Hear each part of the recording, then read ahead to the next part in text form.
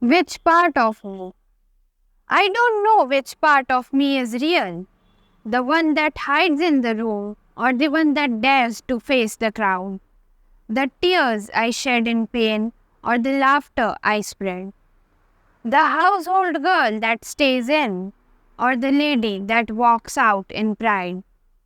The little girl afraid to confront or the strong-headed girl embarking out.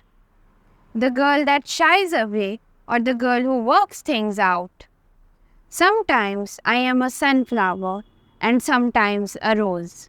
Today we will review this book, The Inheritance of Words, edited by Mamang.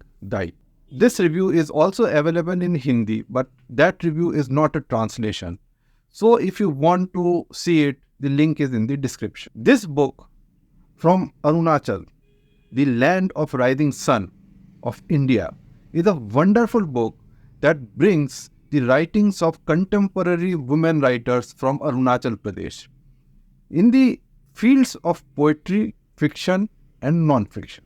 The themes deal with issues of women related to patriarchal tribal society, environment, transformations of traditional society, the impact of Hindi language as the lingua franca, issues of womanhood, folklore's love and longing to be free from the various social limits. And there is also some artwork in this book. They tell me it is dark, the way our future leads. But my sun is pouring out, shining bright in all my deeds. So how is it possible that I bring darkness when I arrive? For I am my burning halo, and my sun within has thrived. Some of the stories that I liked are, briefly, The Tina Cine by Ronnie Nido, which is a story woven around the grassroots democracy where a woman, Yarut, is campaigning to become the Gaon Budi, that is, village elder woman.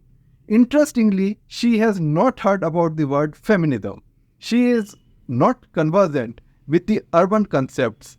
So, when the author tells her to break the glass ceiling, she says she is content with the Tina ceiling, which I understand in this context means the tin roofs that people have on their home.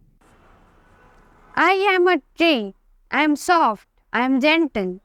So what if I am left defeated by the passing seasons? So what if fate decides to leave my roots entangled? I am alive from inside, and I have the courage to keep growing while confined. Then there is the spirit of forest. It deals primarily with environmental conservation, but weaves fantasy and a fascinating story with that of realities on the ground, where we have villains in the form of corrupt politicians. The Spectre Dentist by Milo Ankhais appears to be autobiographical.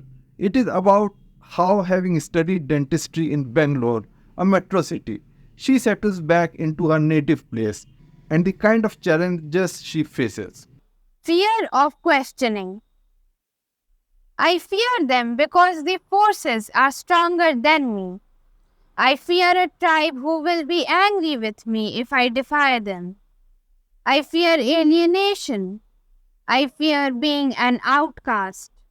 I fear losing my faith if I dare question. Moreover, even if I question, who will answer? Among the voices in the dark is about the dark realities of patriarchy and marriage and tradition, in which a girl studying in Standard 6 is forcibly kidnapped from her school because her parents had sold her as a bride for marriage. Customary laws in force, justice was nowhere to be found. The room and I. When eyes are awake from break of dawn, I find myself in the room.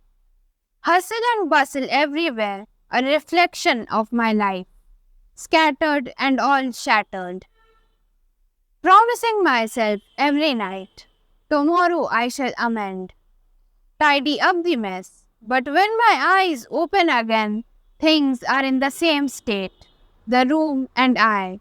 The book has some wonderful poetry and a couple of photo essays. The pain of being tied to traditions which are patriarchal, which stops women to have free will, is well portrayed in some of the stories and poetry. The book also has stories that are based on tradition and folklore.